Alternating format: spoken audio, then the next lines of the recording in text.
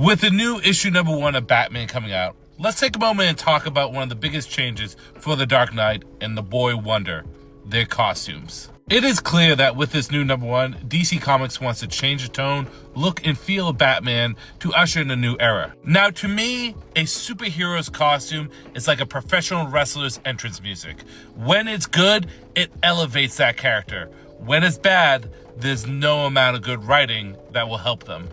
And with characters that are as iconic as Batman and Robin. In particular, Tim Drake's Robin, who is one of the most loved of the Bat family. A lot of time and effort has to be put into making sure it works. Before this, the last two times Batman had a major overhaul in his costume that were permanent changes was the New 52 Batman and Rebirth Batman costume. Now, I personally love the New 52 costume.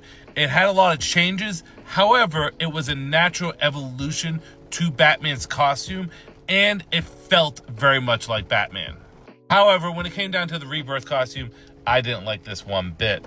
Mainly because the New 52 costume was still relatively new, and it worked so well that this felt like change for the sake of change. And while there may be aspects to it that I like the yellow around the bat symbol, or even the purple in the cape, there's a bunch of things I don't like. The biggest things was how the cape pinned to his shoulders or his upper pectoral muscles instead of allowing it to drape all the way down.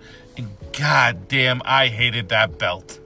Now, some artists could make this costume work, like Clay Mann or Tony Daniels or Jim Lee, but it's probably because they fixed the things I didn't like for the time that they were drawing them. For example, no pinning on the cape, and the belt looks a little bit more traditional. But with this new Batman costume design, it does everything right that a Batman costume should do. It feels and looks like Batman, plain, flat, and simple. There are changes to the costume, right, from the bat symbol or the tone of the colors or even the shape of certain aspects of the costume itself, but for the most part, this looks and feels like Batman, just with a slightly different costume.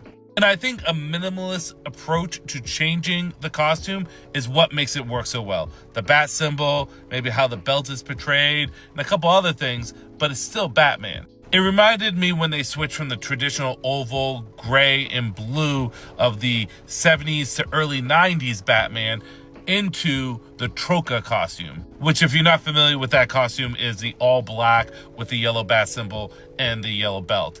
It still felt like Batman, but again, minor changes. But I'm super excited because, again, they're changing enough and it looks great, and especially we see across the board with multiple artists, it works with all those artists. It's not just Batman and Robin that are getting a change, we're getting a sleek and sexy new Batmobile. Like this thing, it goes hard. Now, I talked mostly about Batman in this, but I also have to point out that Tim Drake's new Robin suit looks really great. They made the smart maneuver of taking the basis of his 1 year later red and black suit and just changing it and modifying it. Really just giving it a little bit of a bulkier belt, as well as adding black on the rib area as well as on the shoulders, and slightly higher boots. But yeah, one way to get people excited for a new #1 is brand new costumes, and brand new costumes that work. What are your thoughts on the new Batman Robin costume and the overall feel and tone for the comic going forward? Comment Stitch Duet. I want to know.